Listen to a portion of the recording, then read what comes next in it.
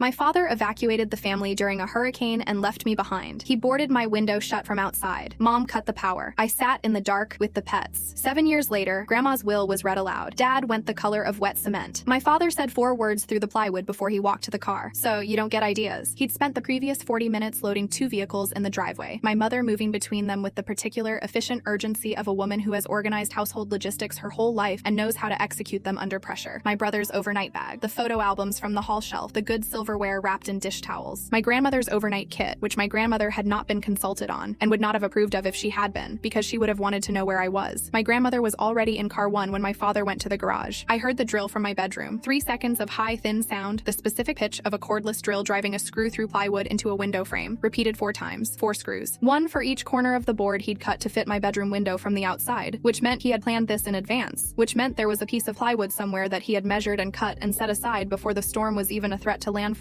which is the part I come back to most when I think about that night. He came to the door of my room after, not inside, just to the doorway. "Someone has to watch the house," he said. "You're 19. You can handle it." Then the words through the plywood when I didn't answer. 4 words, flat and final. "So you don't get ideas." He left. My mother took the last car. I watched from the kitchen window as the taillights of a 2009 Honda Odyssey went down Sycamore Lane and turned left. And then there were no more taillights. And there was no more noise except the sound the wind was starting to make in the pine trees at the edge of the property. A low, directional sound. Not yet frightening. Still in the range where you could convince yourself it was weather rather than something coming. The whiteboard on the kitchen wall said car 1 and car 2 in my mother's block letters, with the list of what went in each one. My name wasn't on either list. My mother had cut the main power to the house before she left. She'd done it, she told me through the kitchen window while I was still trying to understand that the cars were actually leaving, to protect the wiring from the surge, which was considerate, in the way that remembering to turn off the stove is considerate when you are leaving the building on fire. She had done it after my grandmother was in the car and couldn't argue, which is the detail I've spent 7 years thinking about most. I sat on the floor of the hallway closet with a yellow flashlight, 2 dogs, Barnaby and Fig, a lab mix and a beagle respectively, and a cat named Socks who was pressed against my left side and pretending very hard to be unafraid. The power was off. The plywood was over my window. The only light in the house was the flashlight my grandmother had given me a week earlier, which I had not yet needed, and which I was now holding with both hands against my knees. The roof had started to do something I can only describe as breathing, a slow, rhythmic flex and creak that I understood from what I'd been learning in the early weeks of my apprenticeship to be within normal parameters for a wood frame structure in high winds, and which felt, in the dark closet, with the animals warm against me and the sound of the storm building outside, like the house was deciding whether to hold. I called my grandmother at 11:40 p.m. She picked up on the second ring, as she always did, because she had learned from 34 years of nursing that the second ring was when people thought you weren't coming and adjusted accordingly, and she had decided this was a habit worth keeping in retirement. "I know," she said. "Are you in an interior room? Closet? Animals with you?" "Yes." "Flashlight?" "Yours." A pause, just long enough to be a breath rather than a hesitation. "Good," she said. "Stay there. Call me when the sound changes." The sound changed twice. The first change was when the wind reached what the meteorologists later described as sustained Category 3 gusts at landfall, which felt, in a closet in a wood frame house on Sycamore Lane, like the house had stopped being a house and become something that was negotiating with the wind about its own continued existence. Barnaby put his head on my knee and stayed there. Fig had wedged himself behind me and was breathing in the shallow, rapid way of a dog who has decided that denial is an option. Socks was simply still, in the way that cats go still when stillness is the only available response to something they cannot control. The second change was when it stopped. Not gradually, the wind dropped to something manageable in about 20 minutes, the specific, almost eerie quiet that follows the worst of a major storm, when the air doesn't know what to do with itself after that much sustained movement. I stayed on the line with my grandmother for 4 hours in total. We did not talk constantly. There were long stretches where neither of us said anything, and we simply stayed connected across 84 miles of telephone infrastructure that had somehow remained functional, and the silence on the line was the specific, present silence of a person making sure you know they are there. At 3:22 a.m., she said, "I think the worst has passed." "Yes," I said. "Evelyn, yes. I need you to walk the house in 30 minutes and tell me what you find, carefully, one room at a time." I walked the house. I told her what I found. She listened and asked clarifying questions in the nurse's voice, specific, systematic, interested in the information rather than the emotion attached to it. The back porch, 2 boards, a gutter separated from the northeast corner, a pine tree down at the edge of the yard, far enough from the structure to be cosmetic rather than structural. No water intrusion in any of the rooms I could reach. No signs of foundation movement that I could identify. She listened to the full report and said, "The house is standing, and so are you." "Yes," I said. "Good," she said. "I'm going to stay on the line until sunrise. Get some water." I got some water. I sat back down in the closet with the dogs and the cat, and my grandmother stayed on the line, and we waited for the sun. When my family came back 2 days later, my father walked through the house in the specific, proprietary manner of a man inspecting something he considers his property, regardless of whose name is on what document. He ran his hand along the baseboards. He checked the ceiling in 3 rooms. He opened and closed the door to the back porch. Then he said what he said. "House looks good. You did fine." Not, "Are you okay?" okay? Not, I'm sorry we left you. Not, I should not have done what I did. I should not have sealed your window. I should not have left you without power. House looks good. You did fine. The approval of a man for the property, used as a substitute for any acknowledgement of what it had cost the person who'd kept it standing. I said nothing. There was nothing to say that wouldn't have required more energy than I had left after 48 hours alone in a house during a major storm. 3 months later, I left. I packed a toolbox, 3 leashes, and enough clothes to get through 2 weeks. And I moved into a studio apartment on the other side of the city with a pet-friendly policy and a kitchen faucet that had been dripping since approximately the Eisenhower administration. I fixed it on my first evening there because I was training to be a plumber now, and this was a problem I had the tools to solve. I called my grandmother every Sunday. She answered on the second ring, every time, as though she had been keeping that Sunday hour clear, and we talked for an hour or more, and she asked specific questions about the work and about my life, and I answered them honestly in the way that felt possible with her and with almost nobody else. The first few years were the years of building something. I finished my apprenticeship, I got my license. I started taking jobs on my own, small at first, then less small, the way any practice builds when the work is reliable and the word gets around. I was not thinking about the storm. I was not thinking about it either. It was simply part of the structure of what I knew about my family, filed alongside the other things I knew. My father's posture at the head of any table, my mother's composure under pressure, my brother's perpetual mild absence from any situation that required something difficult of him. I did not know about the notebook. I did not know about the insurance claim. I did not know about Marshall Raines or Dr. Caroline Whitmore or the process my grandmother had quietly built in the 15 minutes after dinner every evening for 7 years while I thought she was just writing ordinary things. Nobody told me. She had decided, for reasons she explained in the notebook, that telling me would do more damage than the silence, that what she was building was for later, and that later had its own timing, and that the most useful thing she could do for me in the present was answer on the second ring on Sundays and ask specific questions about my work. So she did that, and she built that, simultaneously, for 7 years. I found out about 53 missed calls and an insurance claim on a Tuesday morning in October at a gas station, parked on the side of the road at 8:17 a.m. That's when the two timelines converged. She was 75 that September, a retired nurse who had spent 34 years in the same regional hospital doing the same meticulous work of keeping people alive and recording everything she did with the precision of someone who understood that the chart is the argument, and the argument has to hold up. She was 5'2" with a posture that made her seem taller, and she had the specific, attentive quality of a woman who looks at you with the kind of full attention that most people reserve for things they are paid to pay attention to. She was the only person in my family who looked at me like I was worth the attention. She had given me the flashlight a week before the storm. Not a dramatic presentation. She'd just handed it to me in the kitchen one afternoon while we were doing dishes together and said I should keep it in my room. "We have a generator," I said. "The generator belongs to your father," she said, in the flat, informational tone she used for facts she was not interested in debating. She had signed my plumbing apprenticeship forms when my father refused, which he had on the grounds that plumbing was not a career for someone with my aptitude, which is a sentence that requires context to understand fully. He meant that he hadn't chosen it for me, and therefore it wasn't appropriate. My grandmother had driven me to the apprenticeship office herself on a Tuesday morning in her tan Buick LeSabre and signed the forms with her neat left-handed script while the coordinator explained the program, and my father's name appeared nowhere in the conversation. She kept a leather notebook in her apron pocket. She wrote in it every evening at the kitchen table in the 15 minutes after dinner was cleared and before she went to watch the news. I had seen her do this hundreds of times. I had never asked what she wrote. I know now. I survived the storm. That is the plain statement of what happened. The house at 114 Sycamore Lane survived it too, more or less. The back porch lost 2 boards, one of the gutters separated, and a pine tree came down across the northeast corner of the yard, but the structure held. I had stayed in the closet for the worst of it and moved carefully through the house during the quieter periods, checking for water intrusion and structural damage the way I'd learned in the first weeks of my apprenticeship, with a flashlight and my hands along the baseboards and my attention on the sounds the building was making. When my family came back 2 days later, my father walked through the house. He ran his hand along the baseboards the way I'd done, and he looked at the walls and the ceiling and the doors and the windows, and he said what he said. "House looks good. You did fine." Not, "I'm sorry." Not, "Are you okay?" Not, "I should not have done what I did. I should not have left you. I should not have cut the power. I should not have screwed the window shut so you couldn't leave. House looks good. You did fine." The performance of approval for the house, as a substitute for any acknowledgement of what it had cost the person who'd protected it. 3 months later, I left. I packed a toolbox, 3 leashes, and enough clothes to get through a week, and I found a studio apartment with a pet-friendly policy and a leaky kitchen faucet that I fixed on my first evening there, because I was a plumber now, and leaky faucets were something I could address. I called my grandmother every Sunday. We talked for an hour, sometimes more. She asked about the work, specific questions about what I was doing and what I was learning, asked in the way of someone who has retained a genuine interest in technical things from a lifetime of technical work. She never asked about my father. I never brought him up. 7 years later, I was driving to a job site when my phone started going and didn't stop. I pulled over at a gas station at 8:17 a.m. and looked at the screen. 53 missed calls, 11 voicemails, texts from numbers I didn't recognize alongside texts from my mother, my brother, and 2 different family members I hadn't spoken to since the storm. The text from my mother said, "Call me immediately." Then, "Evelyn, I'm serious." Then, "This is very serious. Please call." I called my grandmother's number first. She picked up on the second ring. "It's going to be okay," she said before I could speak. "What's happening?" An insurance settlement. I need you to request the claim form from your father's insurer. I'll explain everything, but I need you to have the document first. I was 26 years old, a licensed plumber 3 years into running my own small operation, parked at a gas station at 8:17 in the morning with 53 missed calls, and my grandmother's calm voice telling me everything was going to be okay and the tone she used when something significant was happening, and she had decided not to alarm me unnecessarily. I requested the claim form that afternoon. The document arrived 3 days later, forwarded to me by the insurance company's records department. It was a hurricane damage claim filed against the property at 114 Sycamore Lane, which my father's family had lived in, rent-free, for 13 years, a detail I had known but not examined, dated 7 weeks after the storm. The claim was for $47,000. Property damage, interior and exterior, with an itemized schedule attached. The claimant was Glenn R. Whitfield. There was a witness attestation on the filing. The witness signature read, Evelyn Grace Whitfield. My name, my handwriting, approximately. Quick pause. If you want more stories like this in better quality, my Spotify's linked in the description. I turned the document on my desk and studied the signature the way you study a thing you need to understand before you can decide what to do with it. The signature was close enough that someone who didn't know my handwriting well might have accepted it, close enough that I could see the effort that had gone into making it, not close enough, if you looked carefully at the angle of the capital letters and the way I formed the terminal stroke on the G, to have been written by me. Someone had practiced my signature, had practiced it and not quite gotten there. I called my grandmother. I know, she said, before I'd said anything except hello. Marshall already has it. Marshall Rains had practiced estate and family law in the same downtown office for 28 years. The office was on the second floor above a barber shop, up a staircase with a brass handrail worn smooth on the inside from a quarter-century of hands. He had wire-rimmed glasses that he adjusted when he was making a point, the specific adjustment of a man who has learned that his listeners pay more attention when his glasses move. He opened a manila envelope on his desk, thick enough to use as a doorstop, and told me that my grandmother had first come to see him about 8 weeks after the storm. She brought fig preserves, he said. I should note that your grandmother never brought gifts unless she was about to ask me for something complicated. Ruth had changed her will. The house at 114 Sycamore Lane, which was her house titled in her name, which my father's family had occupied for 13 years under an informal arrangement that had never been legally formalized into any kind of permanent ownership, went, in its entirety, to me. She also brought me a copy of the insurance claim, Marshall said. He adjusted his glasses. She'd obtained it through a public records request. The witness signature does not match the known exemplars of your handwriting that she provided. She'd kept your letters, cards, notes over the years, the way people keep things. He set a small stack of papers on the desk. The discrepancy is apparent to any trained examiner. It would also be apparent to the relevant authorities if someone were to bring it to their attention. Why didn't she? I asked. Why didn't she report it when she found it? Marshall was quiet for a moment. She said that if she went after Glenn at that point, your mother would respond by restricting access. She'd lose her relationship with both your mother and you. He looked at me steadily. She said, not yet. She said the time for it would come, and that when it came, it needed to be airtight. He opened a second folder. A forensic document examiner's report from a firm called Whitmore Analysis Group, based in Atlanta, 22 years specializing in questioned document examination. Dr. Caroline Whitmore had examined the signature in question against 17 known exemplars of my handwriting and had issued a finding with 94% confidence. The signature on insurance claim 4471B was not produced by Evelyn Grace Whitfield. The file went back 7 years. My grandmother had been building it for 7 years. Entry by entry, in that leather notebook she kept in her apron pocket. In the evenings after dinner while I thought she was writing ordinary things. She died in March. Pneumonia, which she had developed in late January, and which she had not told me about until it was already serious, which was consistent with everything I knew about how she managed information she was afraid would cause me to worry before I was equipped to do anything useful about the worry. She died in St. Catherine's Medical Center, in the same building where she had worked for 34 years, in a room on the 4th floor, with a nurse named Adaeze Nwosu, who had been one of her students 20 years earlier, and who held her hand on the night she died. I got there in time to say what I needed to say. I will not tell you what those things were, because they belong to the two of us, and to no one else. I will tell you that she was calm, and that she was herself, and that the last thing she said to me, which she said with the flat, informational certainty she used for facts she was not interested in debating, was, "The notebook is finished." Her leather notebook was on the nightstand when I got to her house. I opened it that night for the first time. Blue-black ink, left-handed slant. The precision of a woman who had spent 34 years recording patient vitals in the margins of seconds, for whom the difference between what happened and what was recorded was not a philosophical question, but a professional and sometimes legal one. September 15th. Glenn boarded Evelyn's window from outside. I could not stop it. I was already in the car. September 15th. 11:40 p.m. Evelyn called. She was in the closet. She was calm. I was not. October 3rd. Glenn filed insurance claim 4471B. Evelyn listed as witness. $47,000. October 8th. Signature is not Evelyn's. Obtained claim form through public records. Will send to Marshall tomorrow. October 14th. New will signed. Marshall filed. Property at 114 Sycamore Lane. Evelyn Grace Whitfield. There were entries for every subsequent development she could document. The letters she'd gathered as handwriting exemplars. The date she'd retained Whitmore Analysis Group. The date the forensic report came back. A note, dated 2 years after the storm, that simply read, Glenn bought a boat, $23,000. He told Diane it was from savings. Below it, his savings account balance in September was $4,100. I know because I co-signed on it in 2003 and never had my name removed. The final entry was 3 weeks before she died. I am tired, but the notebook is finished. I did not do this out of anger. I did it because someone should have been counting. Nobody was, so I counted. I sat with the notebook in my hands for a long time. The reading was on a Monday morning in April in Marshall's conference room, which seated 6 comfortably and 8 with some adjustment. Marshall had arranged 8 chairs. My father arrived in a new sport coat, the kind that fits the way clothes fit when you have recently lost weight and replaced things without quite updating your sense of your own size. With his shoes polished and both hands flat on the table when he sat down, the posture of a man who does not understand the room he's in but intends to be the center of it regardless. My mother sat beside him, compact and composed, wearing the expression she wears in situations she's classified as manageable. My brother had driven separately and arrived 3 minutes late and spent the first 10 minutes looking at his phone. I sat across from them. Marshall sat at the head. He read through the standard portions of the will with the methodical patience of a man who has learned that people only hear the parts that directly affect them, and who reads all of it anyway because the parts they don't hear are often the ones that matter. Household items distributed as per attached lists. Personal effects as annotated in a separate document he'd prepared with Ruth. The Buick LeSabre, which she left to Edes Nwosu, the nurse who had been with her when she died, because, as the will stated, she had been with her at the end, and that deserved more than a card. When he reached the property section, the air in the room changed, not the temperature. The air itself, the quality of attention in it, the way 5 people simultaneously stopped doing what they were doing with their bodies and waited. I, Ruth Elaine Calloway, do hereby bequeath the real property at 114 Sycamore Lane, including all structures thereon, to my granddaughter, solely and entirely, Evelyn Grace Whitfield. My father's chair scraped against the floor. He was standing before the scrape had finished. She was confused. She was 80? Her mental capacity was certified in writing 3 days prior to the signing of this document, Marshall said, without raising his voice, by Dr. Thomas Abernethy, her physician of 14 years. The certification is Exhibit A. He placed a copy on the table without looking up. She was entirely competent. The will is valid. My father sat back down, slowly, like a man who has been told that the floor will hold him but is not entirely confident. There is also a letter, Marshall said, which your grandmother left with instructions that it be read aloud at this proceeding. He unfolded a single page, the same ink, the same left-handed slant. He read it in full. I will give it to you in full, because it deserves to be given in full. On September 15th, my son-in-law Glenn left my granddaughter alone in this house during a Category 4 hurricane. He boarded her bedroom window shut from the outside with 4 screws, so that she could not open it from within. My daughter Diane drove the last car and did not object. Evelyn was 19 years old. She sat in a hallway closet with 3 animals and a flashlight I had given her 7 days earlier, while the roof shook and the power was cut, and she held on. When Glenn returned 2 days later, his first words to his daughter were about the condition of the house, not about her. I gave Evelyn this house because a family that leaves a child in a storm does not deserve the shelter that child protected. This house has been in my family for 41 years. It is now hers. I ask that no one in this room dispute this, because if you do, you will need to explain why she was alone in it while you were not. I loved my daughter. I love my grandchildren. I did not always know how to protect them. This is one thing I was able to do. I did it. My mother's hand had come up over her mouth sometime during the reading. It stayed there. My father's face had gone the color of wet cement. Not gray exactly, more the specific pallor of a man whose blood has withdrawn from his surface. The look of a body managing something the face isn't ready to express. He was looking at the table. Marshall opened a second folder. There is also the matter of insurance claim 4471B, he said. Claim number 4471B, filed with Meridian Property Insurance on October 3rd, 7 weeks after the storm. The claim was for $47,000 in hurricane damage to the property at 114 Sycamore Lane. The claimant was Glenn R. Whitfield. The witness attestation bears the name Evelyn Grace Whitfield. He placed a copy of the forensic report on the table. Dr. Caroline Whitmore, Whitmore Analysis Group, Atlanta, Georgia. 22 years in question document examination. 14 pages of findings, appendices, and comparative analysis. Conclusion: the signature on the witness attestation is not produced by Evelyn Grace Whitfield. Confidence level, 94%. The question of what was done with the insurance settlement, Marshall said, is one that the relevant authorities are now positioned to examine. My office has submitted the forensic report and supporting documentation to the State Insurance Commissioner's Fraud Division and to the County District Attorney's Office as of last Friday. The silence in the room was the particular silence of a space where a very large amount of information has just arrived and no one has yet found the words on the other side of it. I reached into my coat pocket. I placed the house key on the table. I placed it carefully, without drama, on the walnut surface between my folder and my father's. Connecticut statute requires 30 days notice for occupants of a property following transfer of title, I said. That's the legal notice period. I'm giving it to you now. My father looked at the key. He looked at me. The man who had sealed my window with 4 screws from the outside so I couldn't get ideas, who had driven away in the second car while a hurricane was building off the coast, who had said house looks good, you did find 2 days later and thought that was sufficient. This man was sitting in a room his mother-in-law had spent 7 years building against him, one careful, meticulous blue-black entry at a time, and he was looking at a key I'd placed on the table, and he didn't have a word for it. He didn't have a word for any of it. There are things that have happened since the Monday in April that are part of the public record, and things that are not, and I will stay on the right side of that line. The insurance fraud referral is active. The district attorney's office confirmed receipt of the documentation. investigation. The State Insurance Commissioner's Fraud Division assigned a case number. Marshall Rains has been involved in that process in a limited advisory capacity, and Dr. Caroline Whitmore has been identified as an available expert witness if the matter proceeds to formal charges. The $47,000 plus the question of the boat purchased 2 years after the storm with funds of unclear origin is a matter under active review by people whose job it is to review such things. My family vacated 114 Sycamore Lane 28 days after the reading. I know because I drove past on day 29 and the driveway was empty. I am not living in the house yet. I have the key. I have the title, which transferred through probate with the straightforward efficiency of a well-prepared estate and an airtight document. I go to the house sometimes on Sundays, the way I used to call my grandmother on Sundays, and I walk through the rooms she lived in for 41 years, and I think about what it takes to be patient for 7 years, to build something entry by entry in a leather notebook in the 15 minutes after dinner, to understand that not yet is sometimes the most powerful thing you can say. The notebook is in my apartment. I keep it on the table beside my bed, not because I read it regularly, but because it is the most important object I have been given. And the most important place for an object like that is somewhere you see it every day. My grandmother was a nurse for 34 years. She understood that the chart is the argument, and that the argument has to hold up, and that the work of building an airtight case is slow and particular and requires you to write down things you wish you weren't watching and to keep writing them even when nothing is happening yet and it seems like nothing will ever happen yet. She understood that precision is not the same as coldness, and that documentation is not the same as distance, and that the act of bearing witness carefully, completely over time is one of the most loving things a person can do. She said she did not do it out of anger. I believe her. I have read the notebook many times now, and there is no anger in it. There is precision. There is love of a particular disciplined kind. There is the voice of a woman who had spent her entire professional life making sure the record was accurate and had applied that same discipline to the most important record she ever kept. Someone should have been counting. Nobody was, so I counted.